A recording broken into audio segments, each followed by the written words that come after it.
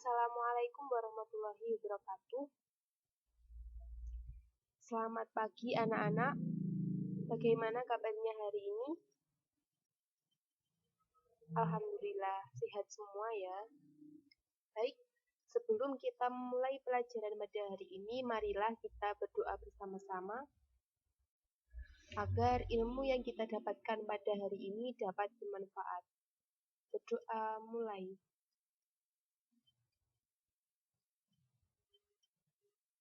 Berdoa selesai.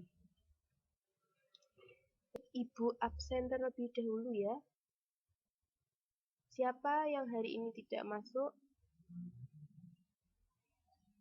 Baik, masuk semuanya ya. Anak-anak, kemarin kita telah mempelajari tentang artian sholat berjamaah dan dasar-dasar hukum tentang perintah sholat berjamaah. Nah, pada hari ini kita akan mempelajari tentang syarat sahnya sebagai imam dan makmum dalam sholat berjamaah.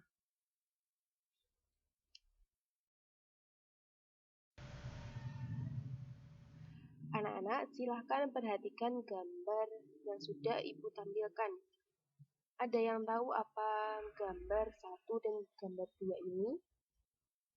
Ya, gambar 1 menunjukkan anak-anak yang sedang melaksanakan sholat berjamaah.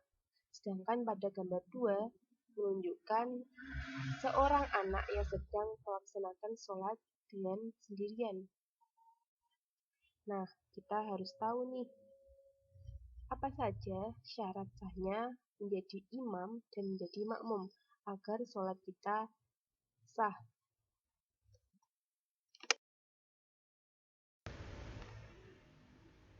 Baik, sekarang kita pelajari tentang syarat-syarat sahnya imam dan makmum. Syarat-syarat sahnya imam yang pertama yaitu Islam. Jadi, jika diketahui imam adalah kafir, maka makmum harus mengulang sholatnya. Syarat yang kedua, imam tidak boleh hilang akalnya atau gila. Jika kegilaannya tidak permanen, maka sholat jamaah tetap sah, namun makruh hukumnya. Syarat yang ketiga, imam harus mumayyiz, atau anak yang sudah mampu membedakan dua hal yang bertolak belakang, seperti baik dan buruk. Syarat yang keempat, imam harus laki-laki. Jika makmum laki-laki mengikuti imam perempuan, maka itu tidak sah. Syarat yang kelima, tidak berhadas kecil maupun besar. Syarat yang keenam, memiliki bacaan yang bagus dan mengetahui rukun-rukun sholat. Selanjutnya, syarat-syarat sahnya makmum yang pertama yaitu berniat menjadi makmum kepada imam yang ditujunya bersamaan dengan pelaksanaan takbiratul ihram. Berbeda dengan niat imam yang tidak wajib tetapi sunnah hukumnya. Namun ketika tidak berniat, maka imam tetap sah salatnya. Hanya tidak mendapatkan keistimewaan salat jamaah, kecuali salat yang hukumnya sah tidak tergantung pada jamaah seperti sholat Jumat, sholat berjamaah untuk minta hujan, dan sholat khauf. Syarat yang kedua untuk makmum yaitu Islam. Syarat yang ketiga, tidak hilang akalnya karena gila atau sebab lainnya. Syarat yang keempat yaitu mumayyiz.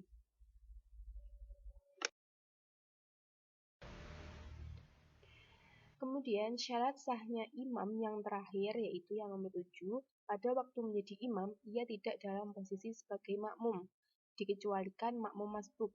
Setelah imam mengucapkan salam, maka makmum masbuk terus melanjutkan kekurangan rakaatnya secara mandiri. Diperbolehkan untuk menjadikannya sebagai imam dengan alasan mengikuti imam yang pertama akan terputus setelah selesai dari salatnya, baik setelah mengucapkan salam atau berhadas. Kemudian syarat sahnya makmum yang kelima yaitu sahnya berjamaah dilihat berdasarkan mazhab yang dianut makmumnya. Jika seorang bermazhab Syafi'i bermakmum kepada orang bermazhab Hanafi yang misalnya telah menyentuh wanita sebelum sholat dimulai, maka sholat makmum batal. Syarat yang keenam yaitu makmum tidak meyakini bahwa imam yang dipilih sedang dalam keadaan melakukan sholat qadha. Syarat yang ketujuh, Posisi makmum tidak lebih maju dibanding imamnya. Jika barisan makmum lebih maju, maka sholatnya menjadi batal. Syarat yang ke-8, makmum dapat memperhatikan bacaan, gerakan, dan perubahan imamnya. Namun, jika jamaah cukup banyak jumlahnya, makmum cukup melalui penyampai, seperti dari makmum yang ada di depannya atau di sampingnya. Syarat yang ke-9 yaitu mengikuti imam dalam setiap gerakan, dari awal hingga akhir pelaksanaan jamaah. Kecuali berkenaan dengan bacaan sholat, makmum wajib juga membacanya, seperti membaca surat Al-Fatihah pada 2 rakaat pertama.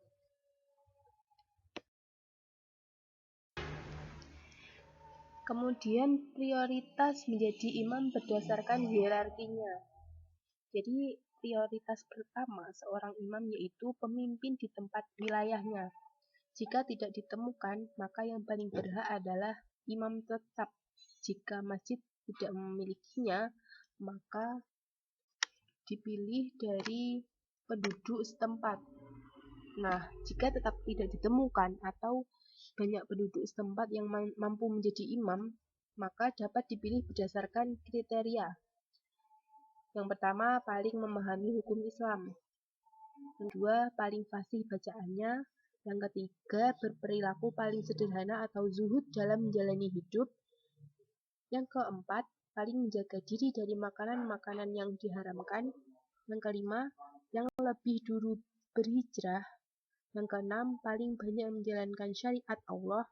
Yang ketujuh, paling mulia keturunan atau nasabnya. Yang kedelapan, paling baik tingkah lakunya. Yang kesembilan, paling bersih penampilannya, termasuk pakaian yang dikenakan. Yang ke-11, paling merdu suaranya. Yang ke-12, paling ideal postur tubuhnya. Dan yang terakhir, yang lebih dulu menikah.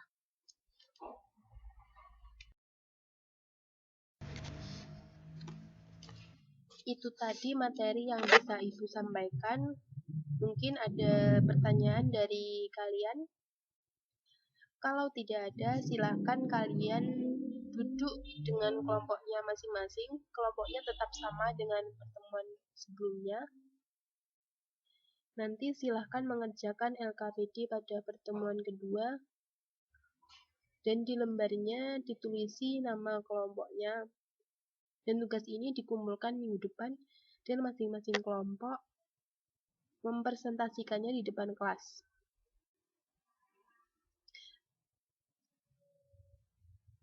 Jadi di LKPD ada 2 pertanyaan. Yang pertama, tuliskan syarat sah menjadi imam dan makmum. Itu ada 5 kolom setiap imam dan makmumnya. Kemudian soal yang kedua, urutkan imam mana yang lebih diprioritaskan. Jadi tinggal memberikan nomor urutan pada tabel tersebut.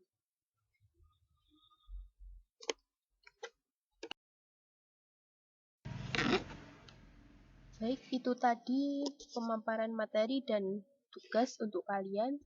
Kalau tidak ada yang ditanyakan, maka kita tutup pembelajaran kita pada pagi hari ini. Semoga ilmu yang kita dapatkan hari ini dapat bermanfaat.